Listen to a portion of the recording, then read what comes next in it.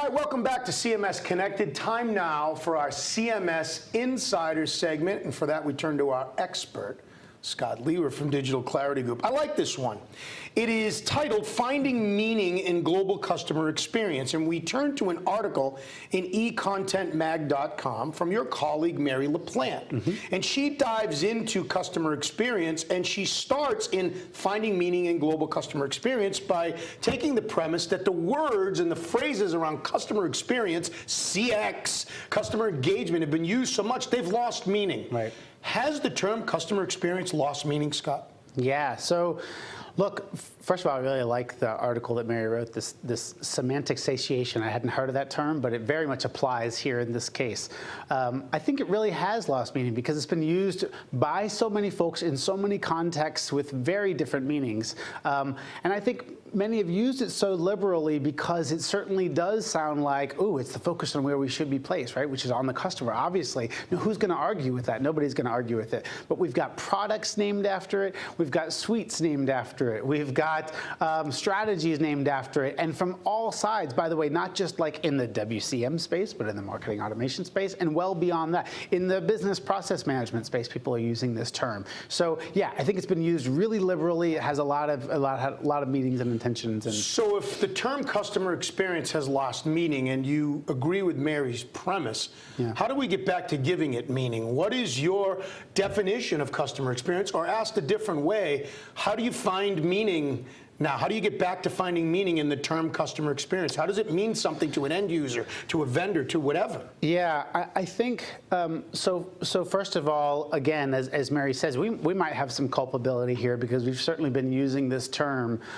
But to be honest with you, like many, I get to say that I was using it in the very beginning, and frankly, it had a different meaning than many did. Those who have followed this probably more closely than one should will remember me chiding and being really annoyed out there about the notion of the use of CXM as opposed to CEM, which is what this kind of customer experience management has always been since its heyday and it was first being talked about.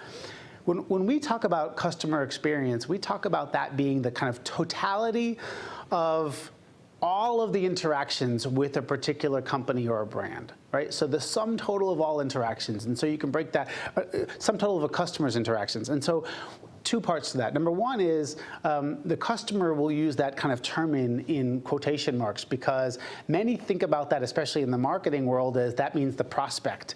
And it does mean the prospect, but it also means the actual customer and their interactions with you kind of post-purchase. It also means, by the way, employees. It also means constituents if you're in voting. It also means students. It also means members, et cetera.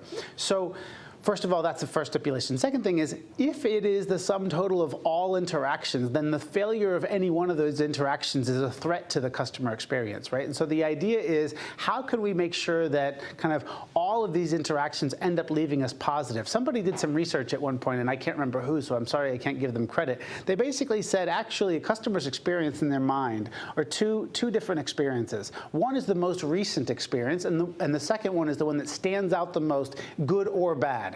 So we've seen so many folks go and leave, like never fly an airline again because they lost their bags one time. They might have had really lots and lots of great interactions, but they lost their bag one time, so they go away from them. Or they had bed bugs at a hotel and then never go back. That's really common, and actually 89% of the people out there say that this happens.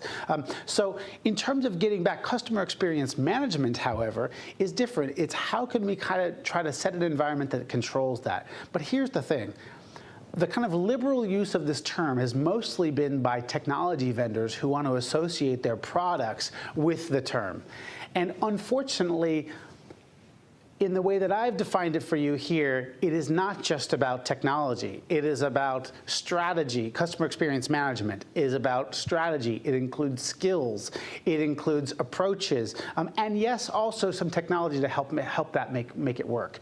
But certainly when we think about a holistic approach to customer experience, we're certainly not just thinking about even digital interactions. A person's customer experience is when they walk into a store, the greeting that they get from someone. And not even in a store, it's my use of a product when I'm back at home sitting on my couch and something works or doesn't work. That has nothing to do with the technology for the website that you're creating for me to go and interact with. And so I think it's just a real, like I say, Butch, liberal use of the term to talk about customer experience management solution as being that which controls my website experience or something. I think that's very much not what it's all about. All right, so to wrap up this segment, I'm going to hijack it for a second. Go ahead. If you'd allow me. Okay, you have something to say on this. You're Okay. the CMS insider. No, that's I think fine. you make Go right ahead. some great points, and I want to get right to the strategy and your recommendations and advice. Mm-hmm. It seems to me this leads to what should be a customer-centric approach. That should be your strategy.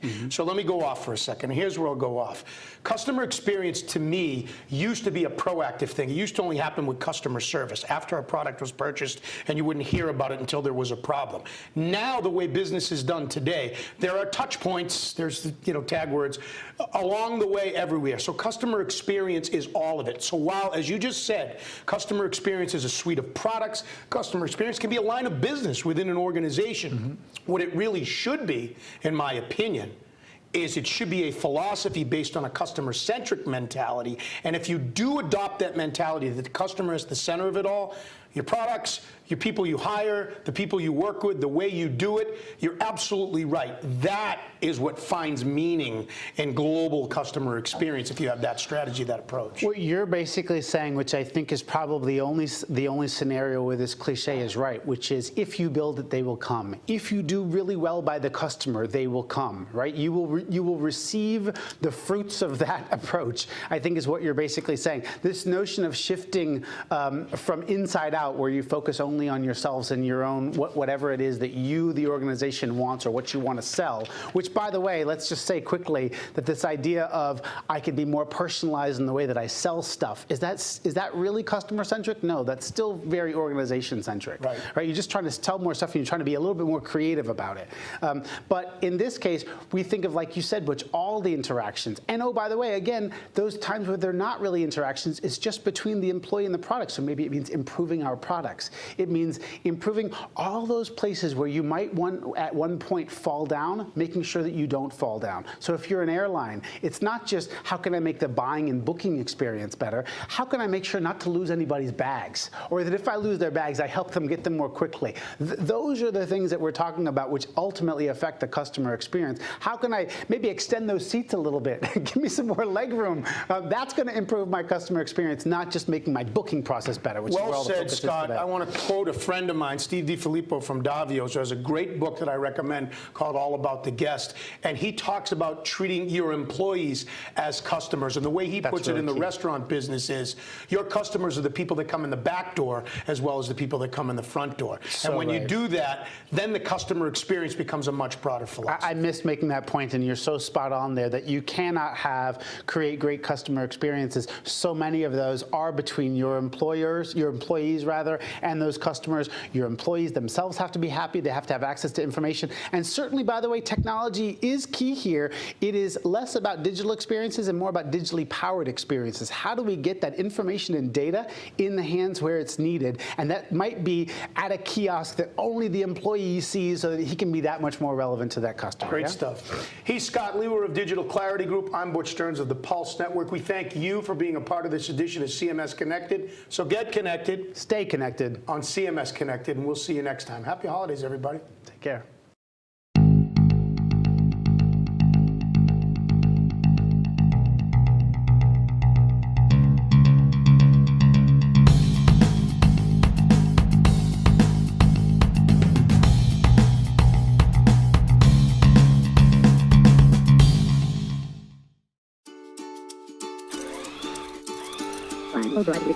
Your job is to cut through the noise. To succeed, you need to reach out to your target audiences in real time with messages that speak to them. You can't let technology get in the way of your brand. That's the spirit. First Spirit is a powerful solution that helps you effectively communicate and engage with your target audience. Get an awesome ROI. Success in the market means your message got through to the right people at the right time in the right way. And that's why you need First Spirit.